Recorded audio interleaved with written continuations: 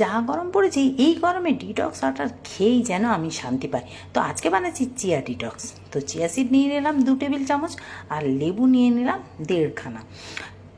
এটা 4 গ্লাস জলে আমি বানাচ্ছি। আর গন্ধরাজ লেবুর পাতা দিয়ে দিলাম ছিঁড়ে কটা, আর পুদিনা, ফ্রেশ পুদিনা, গাছের পুদিনা, আর লেবুর পাতাও গাছের। তো যাই হোক দিয়ে দিলাম, দিয়ে এটাকে 2 ঘন্টা, আমি মিনিমাম বলছি 2 ঘন্টা, কিন্তু 4 ঘন্টা রাখলে খুবই ভালো হয়।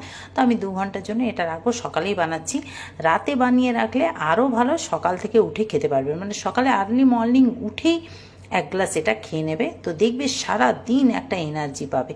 এই গরমের সময় দেখবে শরীর প্রচুর ঝিমিয়ে যায় সবারই, খালি ঘুম ঘুম খায়, যেখানেই বসে থাকলে মনে হয় বসেই থাকি।